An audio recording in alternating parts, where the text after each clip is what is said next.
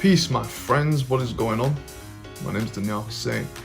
In this video we are talking about why the starvation diet causes you to gain weight. It's very simple. When we cut our calories very low, our bodies go into survival mode. They will hold on to the fat which we store. And you might be thinking, wait a minute, I'm eating like 200 calories, why am I still gaining weight? Because what happens is, when we cut it so low, our bodies start getting stressed. And through this stress, we start producing cortisol. When we produce more cortisol, our bodies naturally reserve more fat.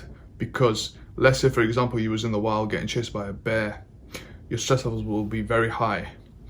And let's say this bear was on your tail for days on end, it'll realize that you haven't got time to sit down and eat, you haven't got time to relax and digest. Instead, it'll focus its energy on reserving as much fat as it can, so it'll keep you going whilst you're running along through the forest, if that makes sense.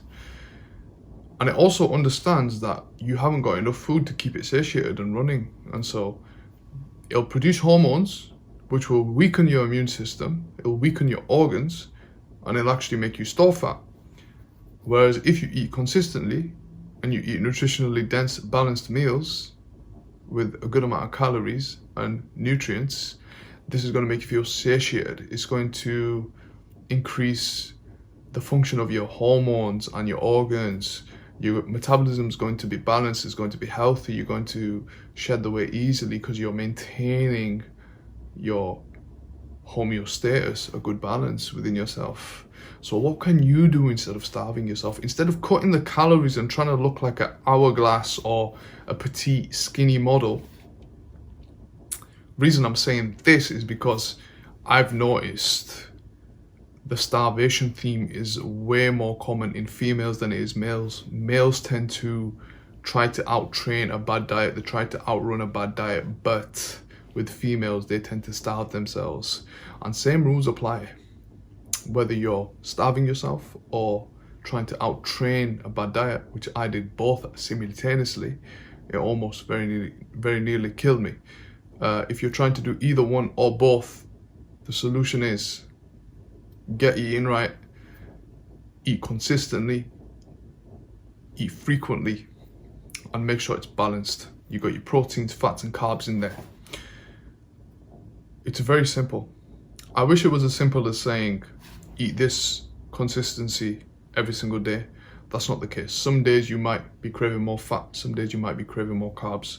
But as a general theme, there's a general consistency in which your body thrives off of. For me, I do well on higher carbs and protein, and no high carbs for me. I do well on higher amounts of fat and protein.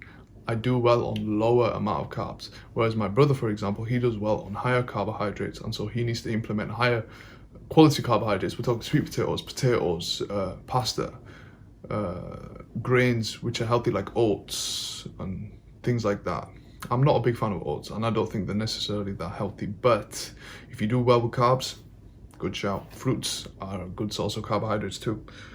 So get experimenting. It's not so easy as to just get told what to do. You've got to do some work yourself. You've got to put in a little bit of effort, and it'll pay off. Because once you know what works for you, when you go out to eat meals at the restaurant, you could be like, okay, I need a steak, I need a vegan salad, I need this, I need a high fat meal. And life just becomes easier because you're eating meals which serves this beautiful body you have. And you got to work with the chemistry and the responses that your body gives you. You got to become a teacher and develop a relationship within your own physiology, so you understand that, okay, when I eat this, my body reacts like this. When I eat this, my body responds like this. And that is what I mean when I talk about self-love, is developing this deep connection with knowing who you are. This is unrelated, but sleep, what kind of time, what kind of relationships do I need? How much time should I be spending with the person? What's my purpose? What am I interested in? What do I love to do? What's my job? Am I doing something I hate? Am I working somewhere temporarily so I could do something else in the future? So it's all about this connection with yourself. And so when you start implementing these different lifestyle habits, it's going to become ingrained, it's going to become easier. You won't have to think about oh my God, I've got to prepare this kind of meal, you'll be like, okay, I know what I'm eating. I know what I need. When you go to your family's house, you'll be like, okay, could I have some of this, please? Could I have something like that? Or when it comes to meal prepping, you'll know, but you must put in the work first.